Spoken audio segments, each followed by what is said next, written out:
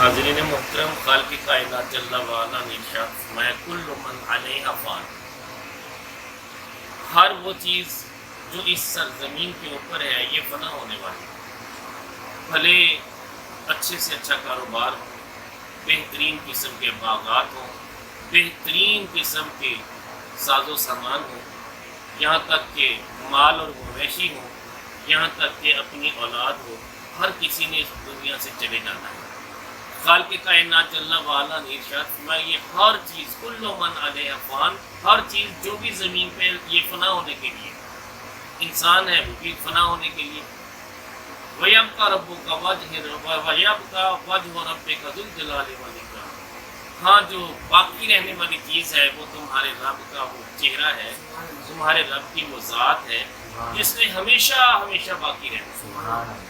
اور اللہ کریم جل وعلا ہر اس چیز کو باقی رکھے گا جو اللہ کی محبت میں فنا ہو جائے، وہ بے شک انسان ہو، چاہے وہ دنیا کی کوئی ایسی چیز ہو، جو بھی اللہ کی بارگاہ میں اللہ اور اس کے رسول سے پیار کرے گا وہ باقی رہے گا۔ میرے آقا علیہ الصلوۃ والسلام جبل احد کے پاس ہیں، تو جبل احد آقا علیہ الصلوۃ والسلام کے پیچھے پیچھے چلنا شروع ہو جاتا ہے۔ میرے آقا علیہ الصلوۃ والسلام کی بارگاہ میں صحابہ نے عرض کی یا رسول اللہ صلی اللہ علیہ وسلم یہ احد پہاڑ ہمارے پیچھے پیچھے آ رہا ہے۔ آقا علیہ الصلوۃ والسلام نے فرمایا کہ اے احد تو ہمارے پیچھے کس لیے چلنا شروع ہو گیا؟ کہنے لگا یا رسول اللہ صلی اللہ علیہ وسلم میں آپ سے پیار کرتا ہوں، آپ اپنے صحابہ کو میرے دامن سے اٹھا کے جنت البقیع میں دفن کرنے کے لیے لے جا رہے ہیں، میں یہاں اکیلا کیا کروں گا؟ میرے آقا علیہ الصلوۃ والسلام نے فرمایا احد جبلنا یحبہ و نحبہ، ہم اس سے پیار کرتے ہیں وہ ہمارے ساتھ پیار کرتا ہے۔ میرے آقا علیہ الصلوۃ والسلام نے فرمایا یہ احد پہاڑ جو زمین پہ پتھروں سے بنا ہوا پہاڑ ہے یہ قیامت تک باقی رہے گا، قیامت کے بعد بھی باقی رہے گا۔ ہر چیز نے فنا ہونا ہے، پہاڑ ریزہ ریزہ ہو جائیں گے، دھنکی ہوئی اون کی طرح ہو جائیں گے، مگر احد پہاڑ باقی رہے گا۔ کیوں باقی رہے گا؟ میرے آقا علیہ الصلوۃ والسلام فرماتے ہیں یہ مجھ سے محبت کرتا ہے، جو اللہ کے نبی سے پیار کرے گا اس کی بقا ہے، جو اللہ کے نبی صلی اللہ علیہ وسلم سے محبت کرے گا وہ ایک پتھر ہی کیوں نہ ہو اللہ اسے باقی رکھے گا، وہ دھنکی ہوئی اون کی طرح بکھرے گا نہیں، وہ ریزہ ریزہ نہیں ہوگا، بلکہ اللہ اسے مجسم شکل میں اسی طرح برقرار رکھے گا۔ میرے آقا علیہ الصلوۃ والسلام نے فرمایا یہ پہاڑ میرے منبر کے سامنے ہوگا، میرے آقا علیہ الصلوۃ والسلام نے فرمایا یہ مسجد نبوی کے دروازے پر ہوگا۔ علماء نے تطبیق یہ کی ہے کہ مسجد نبوی کو اللہ اتنی وسعت دے دے گا کہ اس کا دروازہ احد پہاڑ پہ آ کے کھلا کرے گا، جو کہ ابھی 3 کلومیٹر کا فاصلہ باقی ہے۔ میرے آقا علیہ الصلوۃ والسلام نے یہاں باسنی کی، فرمایا یہ جنت کے دروازے پر ہوگا۔ اب مجھے بتائیے کہ مسجد نبوی جنت ہے یا نہیں ہے؟ روضۃ من ریاض الجنہ ہے نا۔ میرے آقا علیہ الصلوۃ والسلام نے اس محدود جگہ کے لیے فرمایا یہ روضۃ من ریاض الجنہ ہے جہاں میرے آقا علیہ الصلوۃ والسلام کے قدم لگے۔ ہر وہ وادی جہاں میرے آقا علیہ الصلوۃ والسلام تشریف لے گئے فرمایا یہ بھی جنتی ہے۔ 5 وادیوں کا ذکر تو میرے آقا علیہ الصلوۃ والسلام نے کیا اور صحابہ نے احادیث میں اس کا تذکرہ کیا، اور احادیث کی کتب میں باقاعدہ میرے آقا علیہ الصلوۃ والسلام کے صحابہ نے ان 5 وادیوں کا، جس میں وادی عقیق بھی شامل ہے، ان کا تذکرہ کیا۔ یہ وادیاں بھی تباہ نہیں ہوگی، فنا نہیں ہوگی، یہ جنت میں ہوگی۔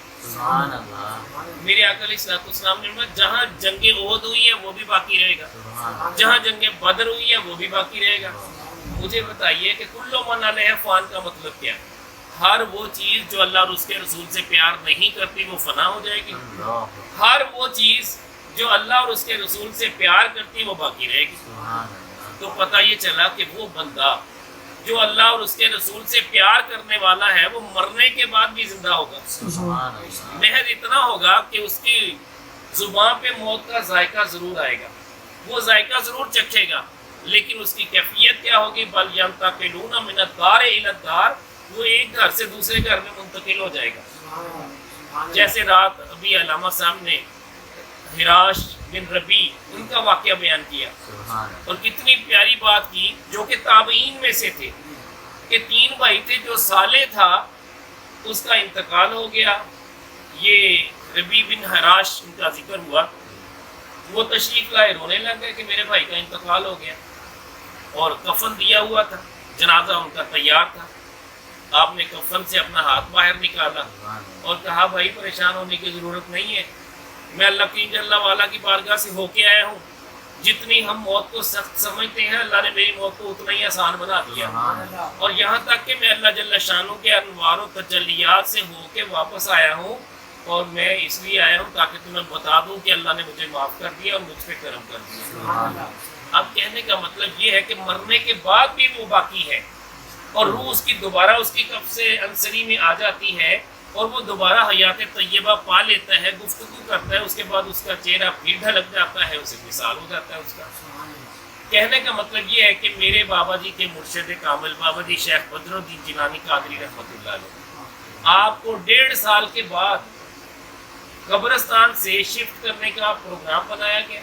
قبر کھولی تو کفن بھی سلامت، چہرہ بھی سلامت، جسم بھی سلامت. اور یہاں تک بس نہیں، یہ ایاز بھائی ہمارے پاس بیٹھے ماشاءاللہ، ان کے والد محترم کا انتقال ہو گیا، اور بہاولپور روڈ پہ وہ گوپال پور جگہ ہے، وہاں قبرستان ہے، وہاں ان کو دفن کر دیا گیا ان کے والد محترم کو. محرم میں روٹین میں گئے حاضری کے لیے، دیکھا تو قبر بیٹھی ہوئی تھی. انہوں نے ارادہ کیا کہ چلے اسے کھول کے سیٹ کر لیتے. عالم دین سے پتہ کیا، انہوں نے کہا جی آپ کفن بھی دے سکتے ہیں، دینا چاہے تو. ہر کسی کا اپنا ایک عقیدہ ہوتا ہے، اپنا ایک مسلک ہوتا ہے، اپنی سمجھ بوجھ ہوتی ہے. اس عالم دین نے اجازت دے دی. انہوں نے مٹی اٹھائی، دیکھا تو 1.5 سال کے بعد بھی والد محترم کا چہرہ تر و تازہ تھا. ورنہ 3 دن کے بعد تو پیٹ پھٹ جاتا ہے، ناخن جدا ہو جاتے ہیں. یعنی یہ تھوڑا تھوڑا وقفہ ہے، کوئی چیز 6 دن کے بعد، کوئی 9 دن کے بعد، کوئی 6 ماہ کے بعد، ہر چیز ختم ہو جاتی ہے. لیکن وہ 1.5 سال کے بعد بھی باقی ہیں. وجہ کیا ہے؟ ان کی محبت تھی اللہ کے ولیوں کے ساتھ. اور بابا جی حضور کی بارگاہ میں ہر مہینے حاضری دینے کے لیے آیا کرتے تھے. کوئی بڑا عمل نہیں تھا، صرف اتنا تھا کہ اللہ کے ولی کی بارگاہ میں صرف مہینے میں 1 بار حاضری دے کے چلے جاتے. اللہ نے ان کے اس عمل کو اتنا پسند کیا کہ ان کو اسی طرح باقی رکھا جس طرح کے رکھنے کا حق ہے. جیسے باقیوں کے جسم گل جاتے ہیں اور ان کی روح کو مقام سجین میں لے جایا جاتا ہے، اس کے برعکس اللہ کا جو نیک بندہ ہوتا ہے اس کی روح کو مقام علیین میں لے جایا جاتا ہے. اللہ کی بارگاہ میں دیدار کر کے وہ روح واپس آتی ہے، نامہ اعمال مقام علیین میں رکھا جاتا ہے. پھر اس روح کو اجازت ہوتی ہے، چاہے تو وہ پرندوں کی شکل میں عرش کے نیچے گھومتی پھرے، جنت کے باغات کی سیر کرے، چاہے وہ اپنے گھر بار والوں کو جا کے ساری باتیں بتائے. یہ اللہ کی طرف سے اذن ہوتا ہے. جو اللہ والے ہوتے مرنے کے بعد بھی ملاقاتیں کرتے. خود میرے آقا علیہ الصلوۃ والسلام آج بھی اپنے امتیوں کے خوابوں کی زینت بنتے ہیں اور ان کی مشکلات کو حل کرتے ہیں، انہیں رہنمائی دیتے ہیں. میرے آقا علیہ الصلوۃ والسلام نے بارہا ایسا ہوا، ایسے معاملات میں رہنمائی کی جہاں ضرورت تھی. آقا علیہ الصلوۃ والسلام تشریف لائے، رہنمائی کر کے تشریف لے گئے. تمام اولیاء اللہ کی جل والا ان کو بھی حیات طیبہ دے دیتا ہے. تو ہمارا کہنے کا مطلب یہ ہے، یہ کاروبار، یہ سارا کچھ اس وقت تک باقی رہے گا، اس کی بقا رہے گی. اسے حاسدوں کے حسد کا اثر نہیں پہنچے گا، نظر بد نہیں لگے گی، اسے کوئی دشمن ختم نہیں کر سکے گا جب اللہ اور اس کے رسول کے ساتھ آپ کا پیار باقی رہے گا. جس دن دین سے دوری ہو گئی، جو دین اسلام کے احکامات ہیں ان سے دوری ہو گئی، تو پھر کاروبار تباہ ہونا شروع ہو جائے گا، مال گھٹنا شروع ہو جائے گا، مال بکنا بند ہو جائے گا، یہاں تک کہ حالات خراب ہو جائیں گے.